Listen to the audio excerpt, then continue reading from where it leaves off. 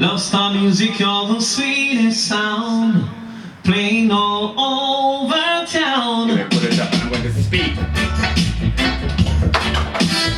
tell you what, not yet. Oh, love, yeah. Alright, what about? Oh, love's got a hold on me. Yeah, man. You were starting it. The people them tell me say yesterday is Valentine's Day.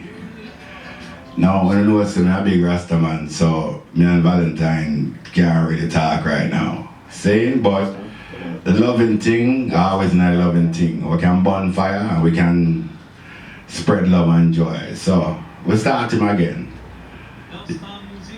The one called Sanchez covering Dennis Emmanuel Brown. Your love, what?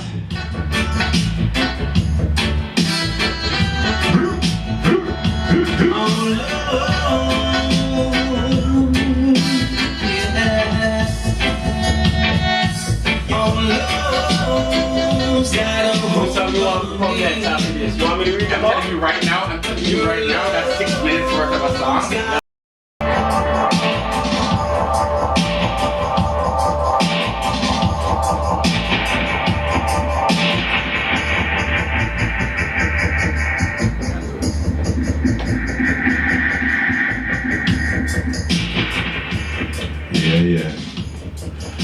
That was Your Love's Got a Hold on Me, Sanchez covering Dennis Emmanuel Brown off the compilation She produced by VP Records. I heard it the week we did the thing and I can't help myself, I had to do it again. So the disclaimer tells you very clearly that whatever is said on this program is said only by me and not Roots Reggae Radio or anybody else. So, if you are offended by what I say, and many of you already seem to be, I guess, you have my email address. Someone have my phone number. Just call me and tell me about it. But we had conversations about the situations and Rastaman not telling us straight out, but now I keep on my mouth. Who have to take it, until then shut my mouth, which we know they can do that anytime. So if today was my last day on the planet, I would like to know that I said all the things I should have said. I actually had a premonition coming to work. I call this working, I know. Coming to the job tonight, that this is my last day on earth. I was at the coffee shop. And I text and email all of my children. I sent messages to them. So if that is even a possibility, I don't want to left you and not say nothing, Bridget. Sure. Starting off the show every week with RADA, Rastafari Against Domestic Abuse. I hope it grows into something, not so that I can get famous, just so that we can start spreading the message of the cowards that live within our society. The man them where I kill and murder a woman. Coward man. So,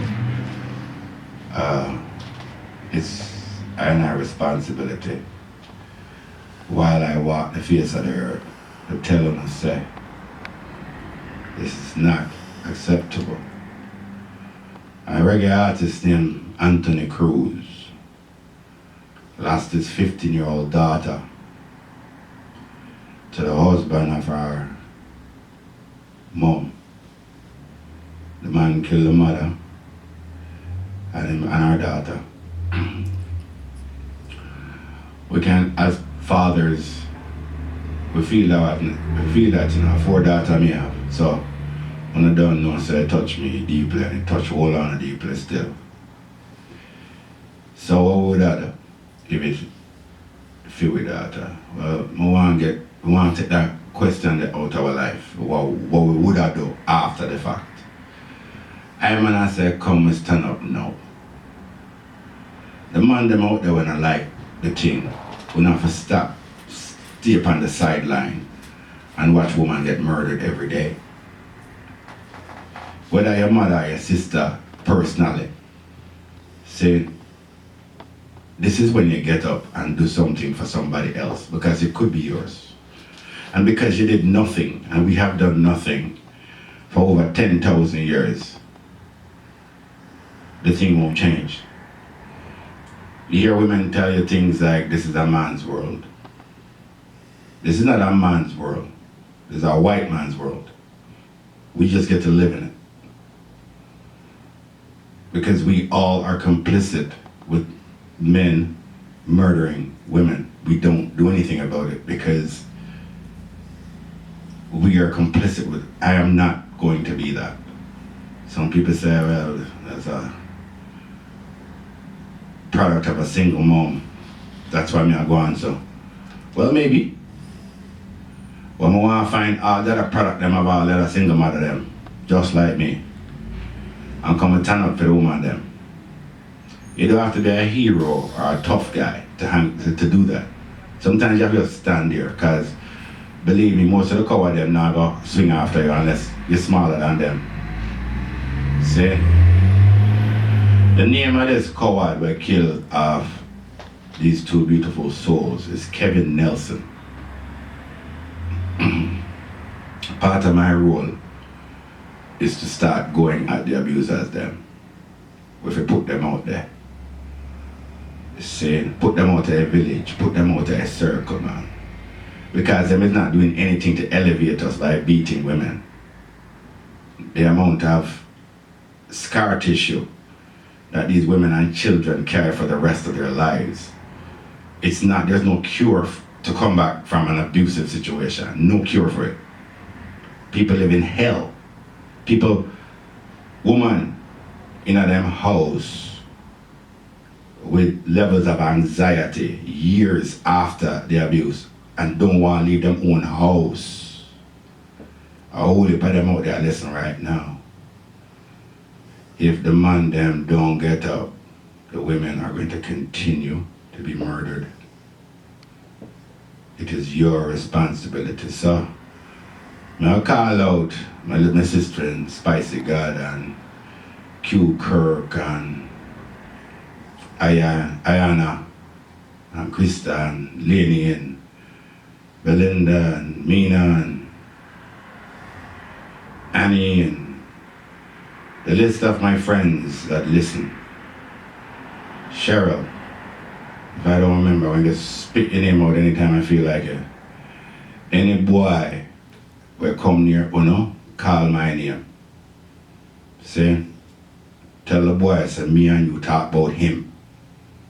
And if you come talk to me entirely, and me come find him. That is what I have taken. I'm not talk, I'll fight nobody, you know. I just want to look at coward in them eye and ask him when we really think him out. See? I want to send love and prayers out to Anthony Cruz and his family.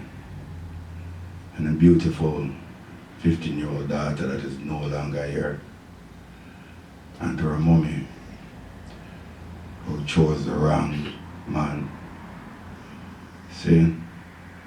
Selector, run a tune for me, please.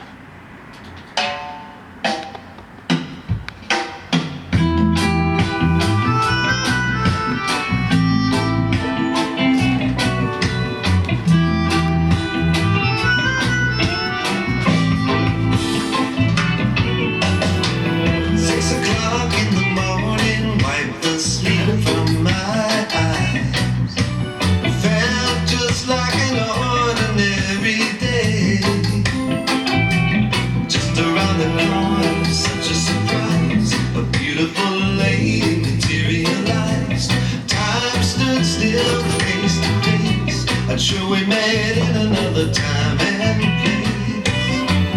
Right then as she passed me by.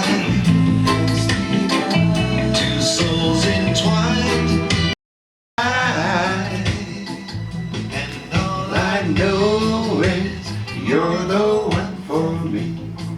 That special kind of lady. Yes, sir. That is Fergus Hambleton of the Satellites. Oh man, that's a Craig David tune.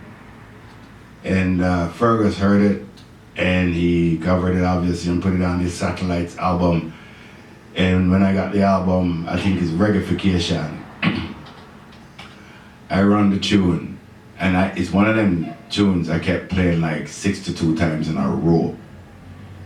So even though this is Valentine's show, we don't really let me say we're not penning the thing. Make them move on, go with that. Valentine's, my love, my woman, I love her every day still, and she love me every day. And sometimes we used to buy presents, even just an apple or whatever, just put it down on the table, that's how it goes sometimes. But we still talk about life. One night I was at the Orbit Room and the Satellites played the tune, and after it was done, Fergus turned right around to me and said, yo, you me play that for? I'm like, wow. That was huge. Thank you, Fergus Hambleton. Thank you for an amazing tune. I'm going to also be calling my sister Dionne Bob Samuels at about 8 o'clock. And she's going to read one of her works. Dionne is a dub poet extraordinaire, and I love her work, and she speaks many times, and she used to come to me booth at the TTC and just start spitting lyrics at me. That was kind of cool still. So here we are years later, so she's going to bring something for people up tonight. So the next topic I want to touch on is Ziggy Marley wins another Grammy, and the crowd roars. So, Janoki, reggae people have been saying it for years, so I just keep saying it and hoping that this little growing audience of ours will hear it and spread the word of the truth of reggae music. This is Ziggy's 8th Grammy. 1, 2, 3, 4, 5, 6, 7, and 8. Now, it must signify that his music is 8 times better than everybody else's own, which it isn't. Ziggy Marley is a great artist with a wonderful family name and loves lots of Ziggy's work. Now, born Ziggy, you know. I'm gonna ask these Grammy people, is where wanna go for come up with picking who to pick? Did you go down to Jamaica and go through the album them where I make down there, or the single them, or what have you? Did you go to Hawaii? Did you go to Italy, Germany? Did you go to none of it? Canada? What is the sample size you're using to choose Ziggy Marley 8 times? Like nobody else not have no reggae player. Like, no disrespect to Ziggy Marley here, sir, but I have to talk it here, sir. Which album or any work Ziggy did in the past 20 years compared to anything Chronix has done in the past 4 or 5 years? Like, that youth irrelevant.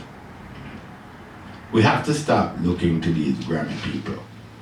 And that me try. And that me vex about them. I'm not vex what them are doing, you know.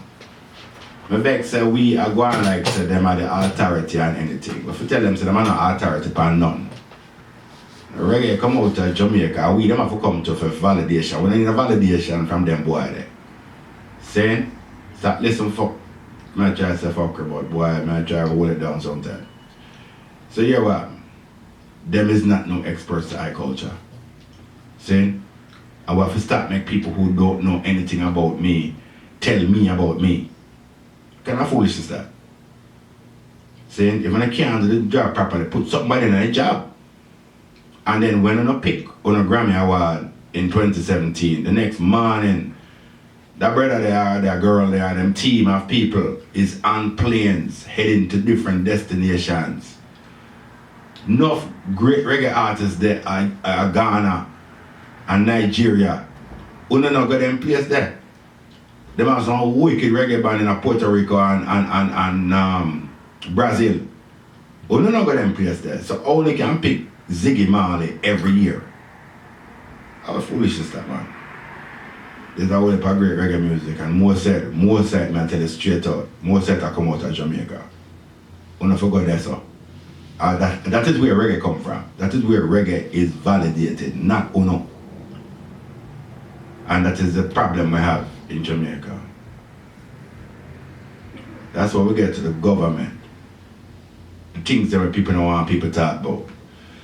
The IMF Bank and the World Bank are able to rip Jamaica off because some politician or other agrees to it. The hotel industry, them say, make over $2 billion. I doubt that. Probably closer to 10 billion by now. See? Billion with a B. And Jamaican picnic now eat. They must say them reinvest the money back in Jamaica. Where? They must say the words and we go, okay. Reggae music, most influential music on the planet, has penetrated markets where no other music ever has. Yet its participants can never get paid. So that's how they keep us poor. Anything where we can do, they either take it or they don't put any support behind it. And that is how we're kept this way. So it's time for we start to wake up a little bit, you know, because this is not news. This has been a constant now for 400 years. And it sounds like, to me, a broken record because I keep saying it over and over. I don't have nothing against Ziggy Marley. So I'm not going to call Ziggy and say, boy, JuLion say, yeah, this and yeah, that. Ziggy Marley is a great artist. Stephen, to me, is one of the greatest producers I have ever heard. And Damian have the depth and clarity his father had. For some reason, he's not doing anything with it. But when you hear that album that he and Nas did years ago, you get to understand exactly where Damian's brain is. Seeing? And as a family, their contributions to reggae music is undeniable. But reggae have a whole heap of great reggae artists living in Jamaica. We are to tell that to the world. We are to elevate our people, even if these people are deliberately and directly blocking us. Selector, which kind of tune you have for me now, Star? Blessing, love. Yeah, I like to not introduce. Play it too.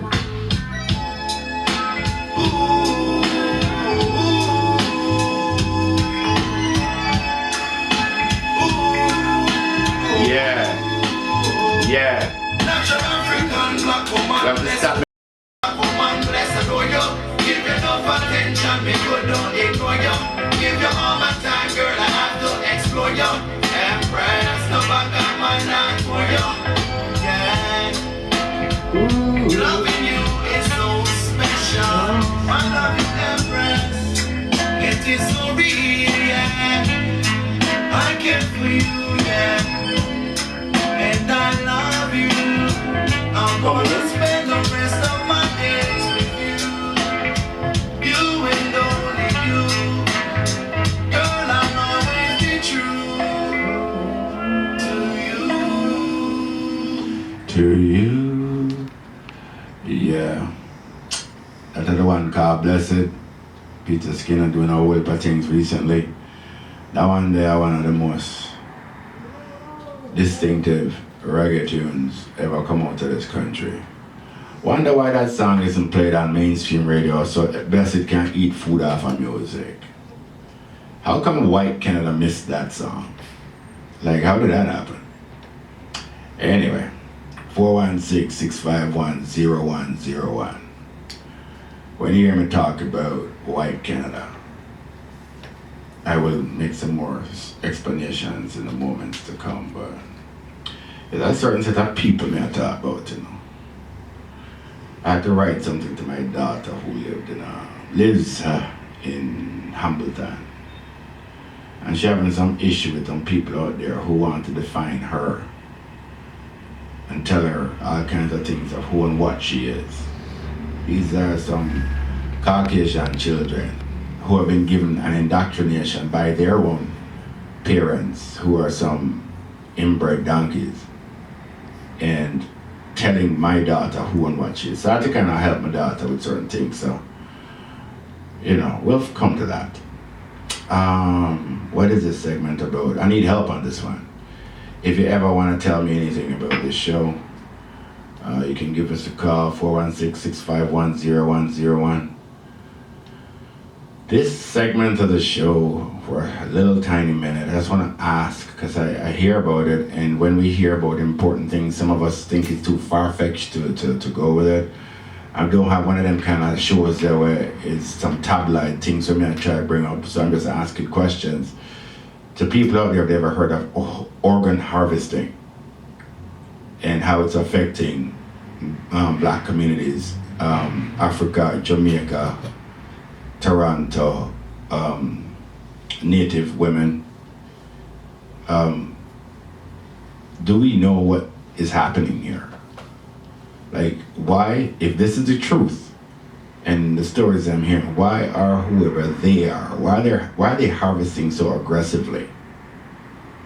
Is there a plan to eliminate most of us? And for the years to come, we're going to need organs to keep us going? Is for them? I don't know. Is it population control? Eliminate as many as you can, because we don't have as many wars anymore, and we are totally overpopulated. So is this their way of some kind of population control? This organ storage business, who are they storing it for? Because I'm fairly sure if this is a thing, they ain't storing it for me. I read something yesterday or the day before that says a heart, a kidney, or a liver can fetch anywhere from $500,000, that's $500,000, to $1 million on the black market for somebody who needs it. So that means only a millionaire can buy them thing there. Saying, them people that supposedly them I make it for. Is this just one of them urban legends that people keep telling us, or is it real? If it is real, who goes to jail if they ever find out? We know the answer to that one already. The thing that concerns me most is there about to be an imminent mass genocide? We don't really think these things can happen in this time. But when Hitler did a kill off them whole of people, nobody thought it. Nobody could believe it, even then times there. And interestingly enough, somebody posted some information recently, and they posted 2 photographs. One of them was of Adolf Hitler, and the other one was nobody who knew who he was. Of course, me knew already, because, you know, I have to find out certain things from time. It was King Leopold II of Belgium. And they said one of these guys murdered 10 million Europeans. And one of these guys murdered 15 million Africans. And how come we only know about one of them? And that is an interesting question. Everybody know who Adolf is. Saying King Leopold did the same thing to black people in Africa. Worse, because first of all, let me tell you, Hitler murdered 6 million Jews, but in this thing it tells you 10 million. If them tell you say 15 million black people them kill, you know, say about 25 million. Because they never know, they don't even care. They just guess how much number they kill. Because they don't care. And that's the history of the murder. So what I want to know, this whole heap of organ harvesting business, is it actually because there's a plan to genocide as many of us as it takes? So, hey, anybody find out anything about them thing, yeah, you know, give me a call upon the show, you know. If you know a scientist or an actual, there's a young black man, a Jamaican, who actually put up a thing on YouTube about it. He said he tried to put it on Facebook twice and they kept pulling it down.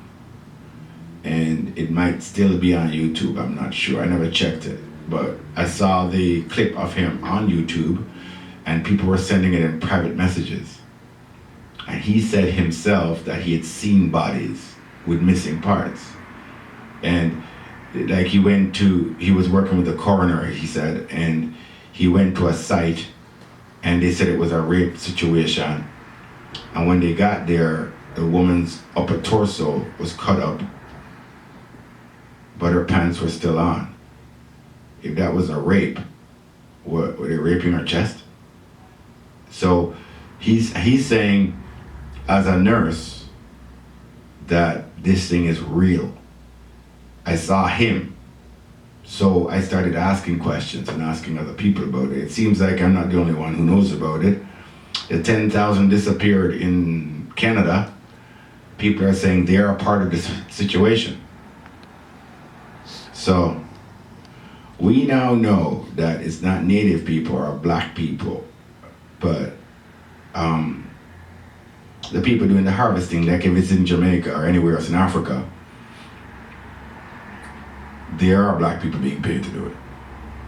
So if you know anything about this organ harvesting and you want to share your information and you want to call into the show, 416-651-0101. I think I'm going to play us a tune. Select what you have for me? Z Mystic.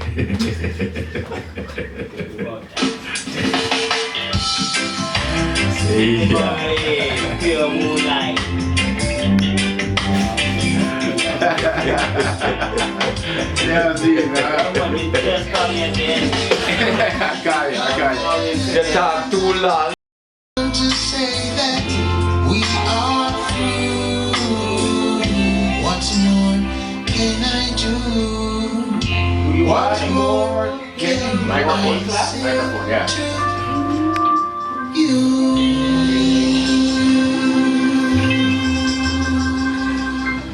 Yeah, man. That one is Stephen Marley covering his father's big tune from many years ago. Man, when I heard that tune as a little youth, I tell her I read in a pure entertainment. How old were we? 6, 7 years old? 8?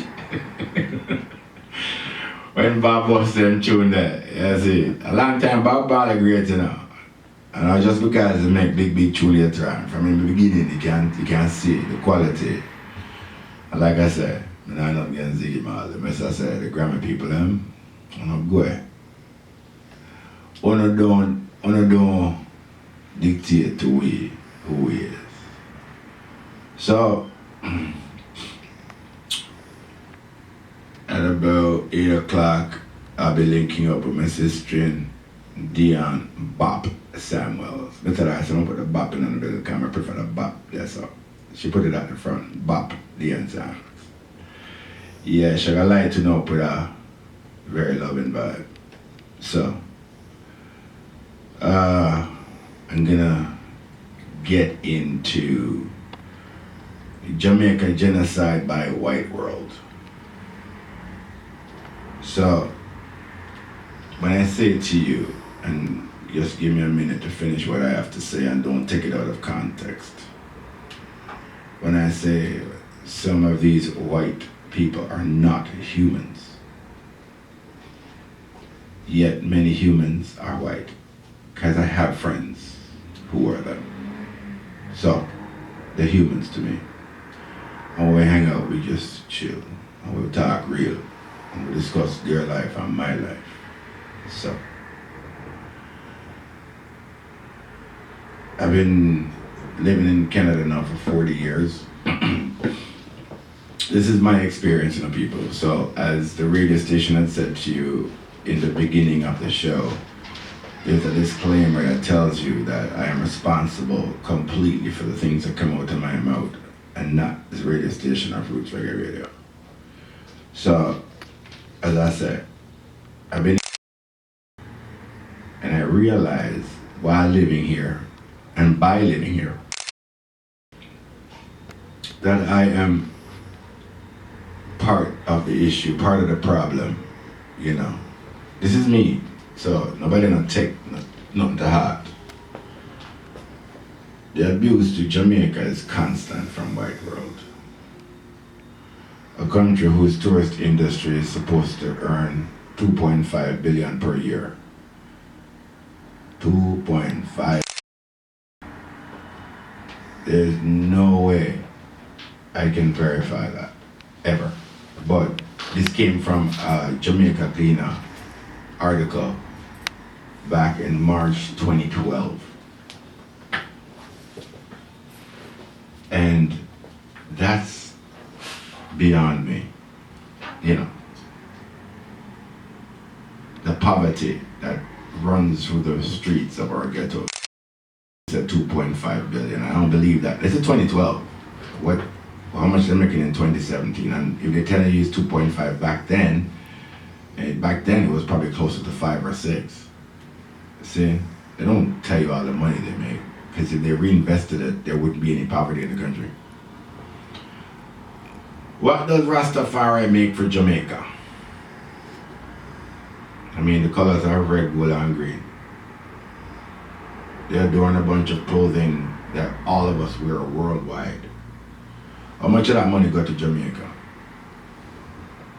If it did, clean up the ghetto there, man. What does reggae earn for Jamaica?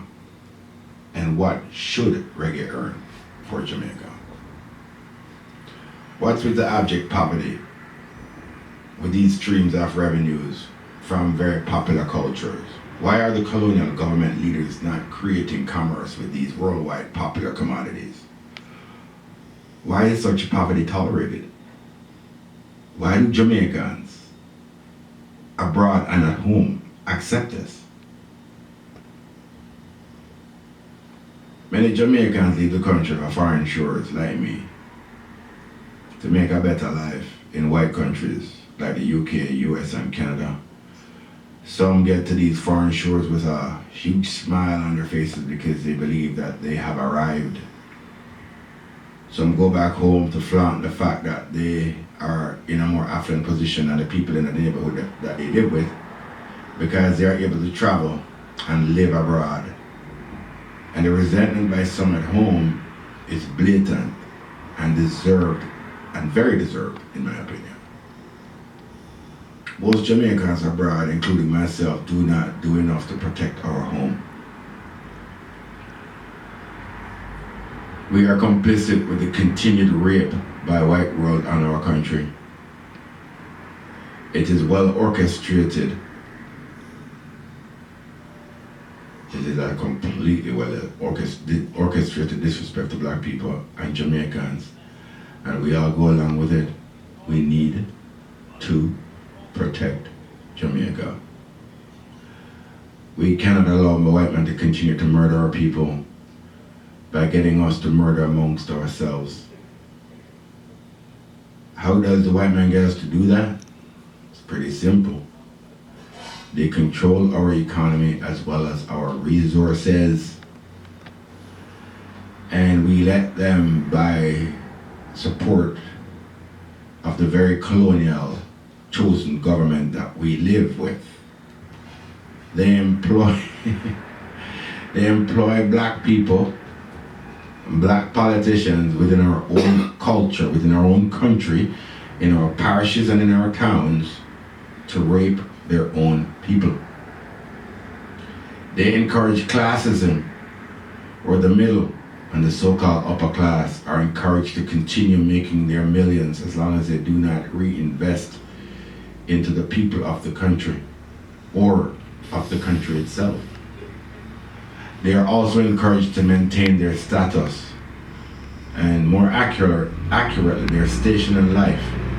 So empathy for poorer Jamaicans is systematically removed because these uppity assholes believe that they have earned the right to their station in life and poor people deserve to stay poor. And many of Jamaicans here will hear what I just said and tell you, yes, some will say no. I had to write those thoughts out because, you know, I can't ad-lib that well. I don't remember half the things I say. Most of the time I just ramble on. But we are encouraged to disrespect ourselves as people, and we're doing it either consciously or subconsciously. Jamaica cannot elevate under the current condition unless all of us work together, outside and in. And we're not talking about no overthrowing our government and all that foolishness, people. We're talking about common sense. We're talking about reaching out. We're talking about investing in our country. We're talking about investing in schools. You know, so Jamaica have the same 3 hospitals them for the past 50 years. We're supposed to have about 50 hospitals and encourage doctors and nurses to go home and practice in them homeland. Saying we have too many resources to have Jamaican children dying of diseases. So, do me a favor now. Heed the words I say to the item and see if you can actually get involved, knowing what I say is actually a truth, knowing that we are complicit with the abuse that is happening to our own people. We are talking about independence. What independence? We don't know from when our parents telling it. Then give you a flag and an anthem and tell us that we're independent. We went along with it. We need to stop doing that foolishness, man. We can actually do a better job of what we do. Let's rally around reggae music, find a way to earn from it, and reinvest that into the home of reggae music. See, we have a right to survive, we have a right to live amongst ourselves, and we have the right to live independently amongst ourselves. We don't need to be self-governed, and we don't need to be infiltrated by powerful people. Powerful people can negotiate and have us live how we live, see, and them still can get them profits, them still can make them money. But Jamaicans outside and in, we need to find a way to elevate and change what is happening at home and protect the people that live on the rock and protect our culture. Saying? So, hey, I want to big up the one called Toronto Reggae. You know, you like my shirt, Jason, my friend. I want to say big up to repcap.ca and Rastafari against domestic abuse. We now stop saying it, you know, and I'm getting more and more aggressive with it too.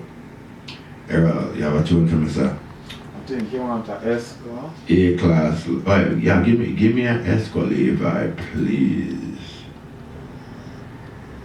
Run tune, my brother.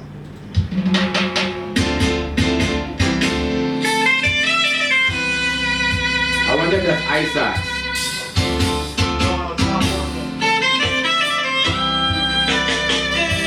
Under my sheets. Woo! Get your girl.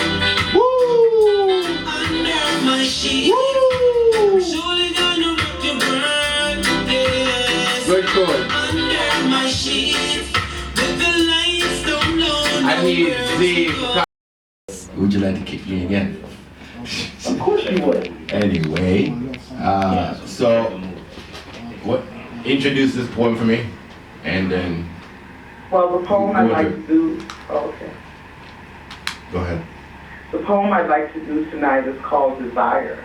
See. And I wrote it because I was asking God for a gentleman to be brought into my life, and I think this poem / prayer, See?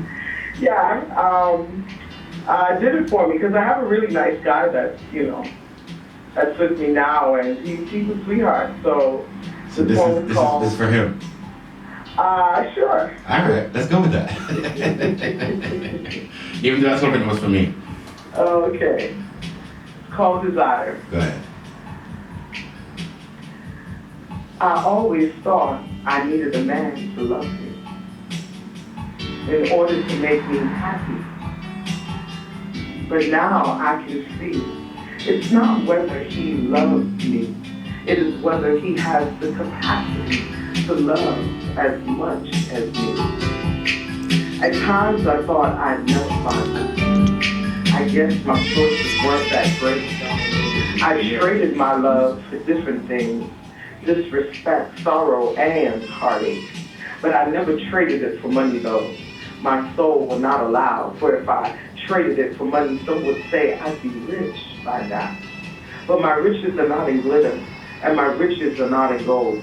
My riches are with the person in which I see myself growing old. There was a time I thought I wanted a man to fill my every need.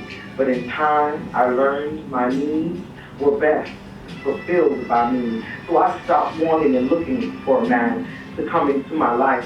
I turned to God and desired from him a man who would make me his wife. For I realized my desires were stronger than my wants and my needs. My desires are my passion, and my love I give freely. I asked God to send a man as passionate as myself, someone who cares for others and not only for himself. A man who is respectful to his mother and father would be great. Dear Lord, I desire from you to be respectful to his mate. I also asked him this to see if he was listening. I asked the Lord to send a man that I could walk a journey with. Not one who would give up when the road seems too long, but one that would stand by me and weather any storm. And see, my prayers were answered. My desires, my passion, my love were all met. For he sent you on a journey to find me and led you straight to mine. And the crowd goes wild. Were you shedding a tear? No. I like love. I like the hopefulness of love. As much as I bonfire and cause people here, so I'm not afraid for doing it. Love is like one of the most beautiful things. It's the most beautiful thing there is. Exactly. Because, love in itself is a lovely thing. Once given, once received, once hurt, and once again loved. For in love, we find the comfort of being, the comfort of believing that with love we can and are able to do anything in life. Love is without boundaries of time and space. For in loving, we feel in each other what we see in our souls. Once true love is attained, hold fast. For truly loving is of the heart, the mind, and the soul. Aye. Dionne, Bird of Paradise, B.O.P. Dionne Bop Samuels, I like Bop. You like Bop? You can just call me B-Bop, You just see it. We're going to do this again. I thank you for inclusion tonight. And you might have just added a new segment to my show. Oh, most definitely. Anytime you need to talk about love, baby, just call me. All righty then. Thank you, Miss Sister. Thank you for having me on your show. I do appreciate it. And man, it's always lovely talking to you and always lovely hanging out with you. Love you, Miss Sister. Yes, sir. Oh, most definitely. Take care. Have a nice night. Aye. That's it. Bye. Keep the tune running. That was the one called Dionne Bop Samuels. And we're gonna do that poetry reading from time to time. It may not be weekly, I guess, but we'll see how it runs. I wanna take it, as them said, this is the run the tune, man. I'll take it down here.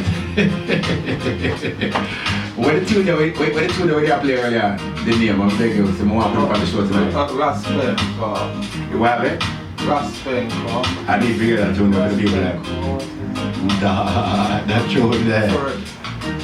Anyway.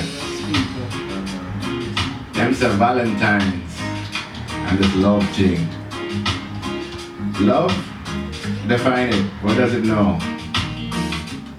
Who knows what it is? What does it do? Why the necessity for a definition on such a beautiful spiritual thing? It defies human word description.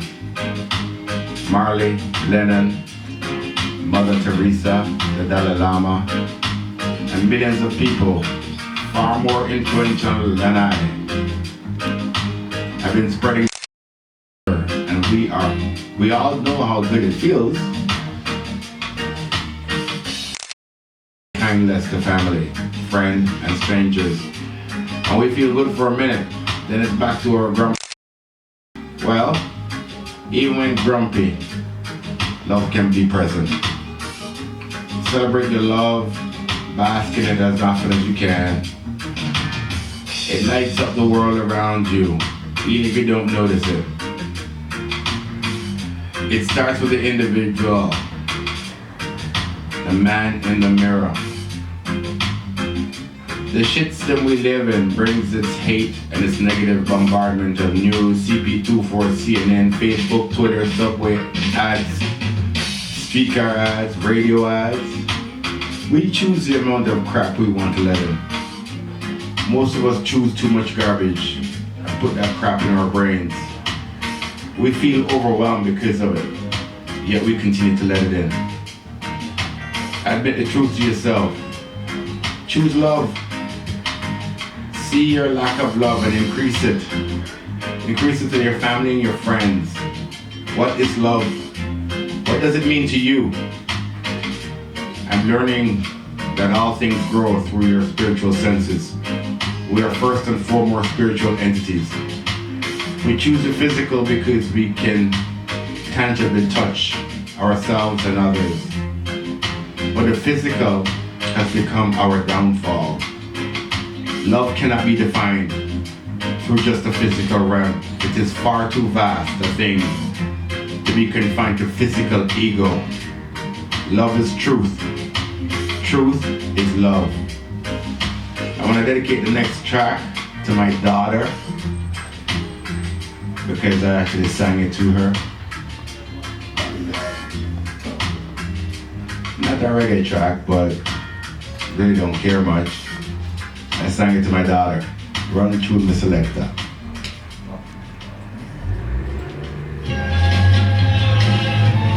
So we're ready for the phone call yet? Well, I'm supposed to call we are coming. So, I can keep working. You keep working on, you keep working. We're ready for them anytime. It's good that you do your show and then we is that the truth? Yeah, I know that. Yeah. Okay. Yeah. I turned it on already. You think I you? Wow, Papa Ice Stick. Thank you for them showing the fire. Oh, you don't know. Yeah, that is that. No. Yeah. This is the music we listen to. This is the music Bob Marley listened to when he started to play doo-wop music. This is the thing that influenced reggae music as well. Yeah.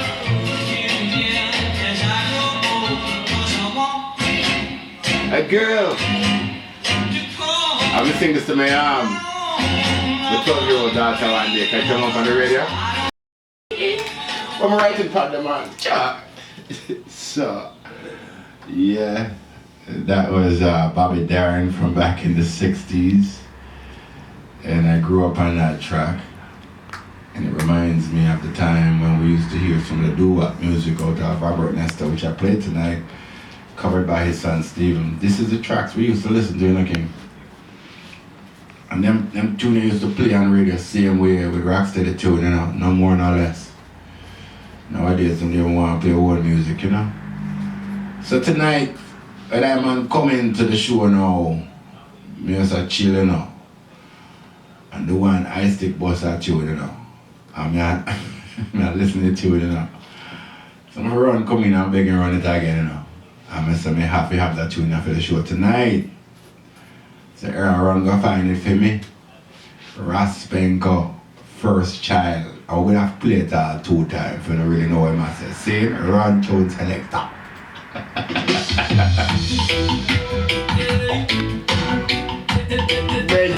Reggie, come here, man.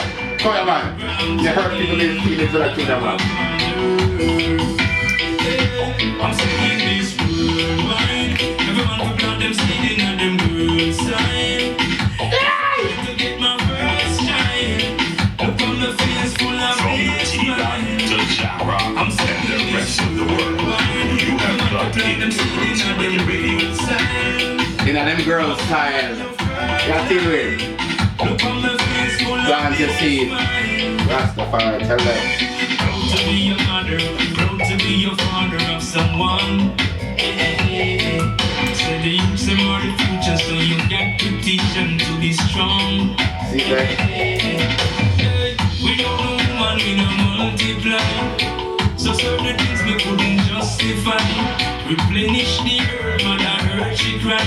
But the youth them keep on today. I'm sending this worldwide. We multiply them seeding on them girls' side. Okay.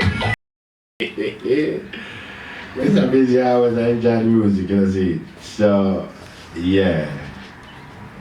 The organ harvesting thing.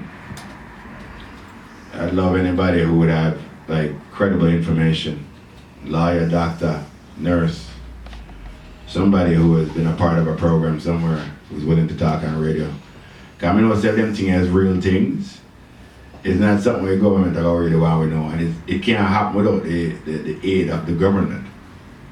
So all you need to know is that if it's what it says it is, it's not a propaganda thing and it's actually happening. It is orchestrated and supported by our government. That's kind of interesting. I want to be saying thank you. I should say it every single week.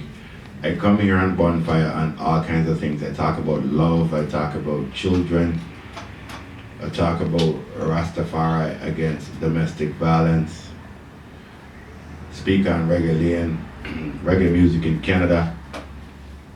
I want to thank my partner in crime, Mr. Jason McLean of Toronto Reggae, for doing the same aggressive promotion of reggae as I do. And many times nobody I pay for nothing.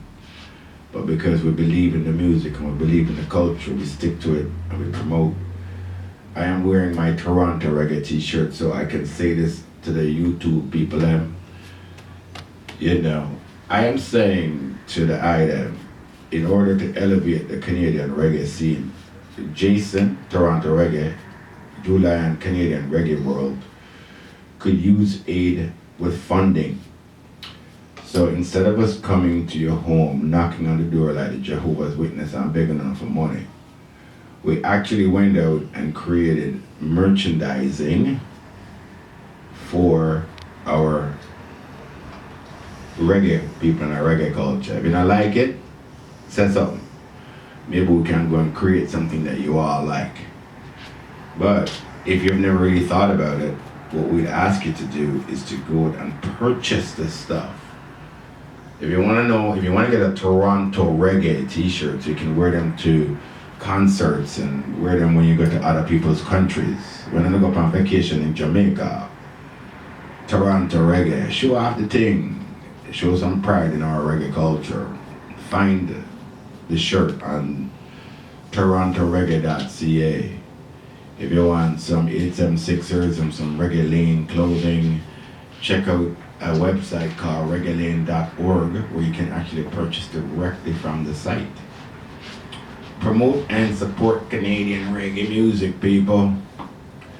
The government will never do it, and the rest of you sit back and complain that it can never happen for us, but it won't happen unless you get up on your own, our own. So yeah, we have our next tune ready for now. It is called, which one now, Mr.? Iyahna, Love and Tennessee. Yeah, this is Ibadan along with RaLion. Our next lovey-dovey tune for the romanticals out there, Valentine's business, I want a business that. Run June Selector. Thank you.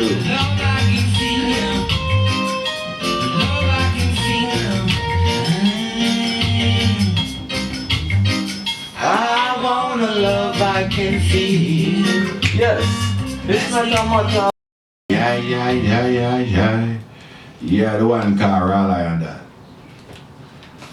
I was there when this one was made. I actually was in the studio. I said, I didn't want to make a Valentine's reggae album out of Toronto. It was an idea we had years ago. So we were going to jump on the commerciality of the Valentine thing in our desperate hope that if we created a really cool album that we could sell more reggae music. It don't matter how good the tunes are. Like the one you just heard by RaLion, made by Peter Burner Holung from Iyahna, covering the John Holt, the late great John Holt. And yeah, that song was done in 2 takes. The first one was kind of iffy, couldn't get it right. RaLion went outside, got his head right, won a big spliff, came back into the studio and just mashed it out one time. It was just what you just heard was it.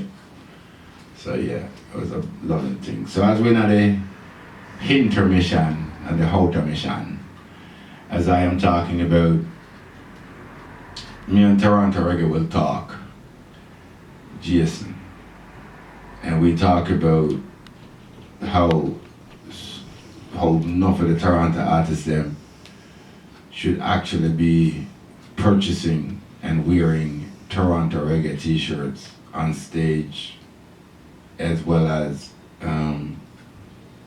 other events or whatever. You know, my products, RaLion, all the business there. And the lack of support that we show each other in the Canadian reggae scene.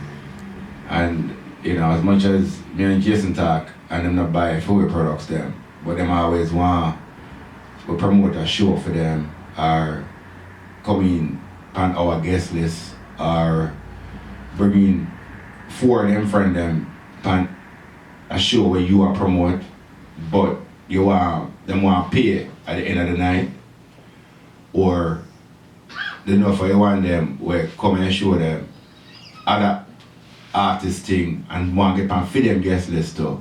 So the artists who put on the show don't make no money, and the one them where they even bother coming on the man them show. Most of the Toronto reggae artists don't support each other. It's one of the things that I've written about, and while we're on the break, you know, talk and Errol and I stick start jump up and down car.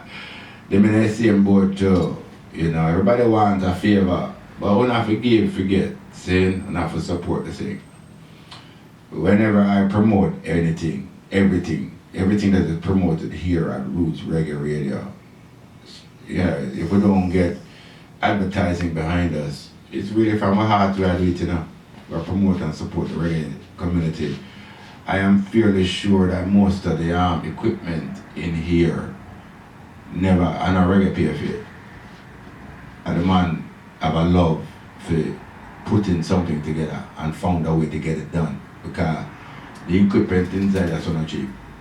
And reggae probably not pay for it. And it should be able to.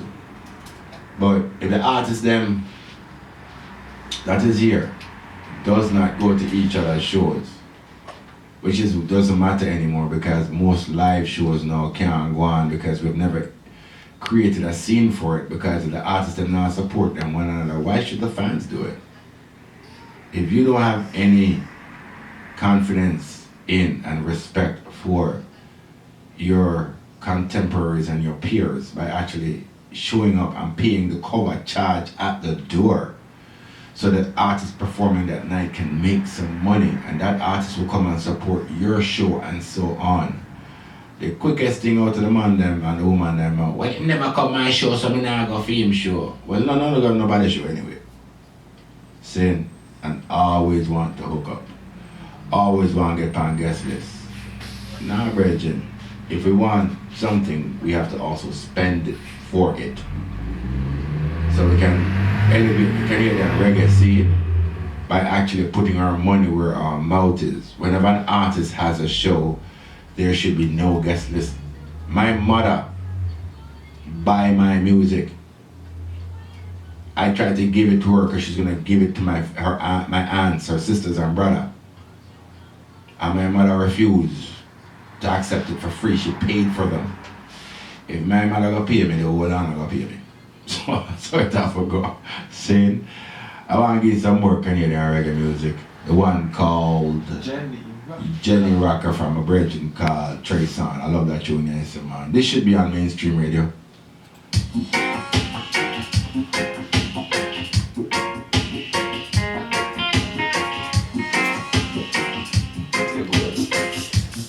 Yeah, and then I can chime in sometime on the microphone and camera. I love that. You know,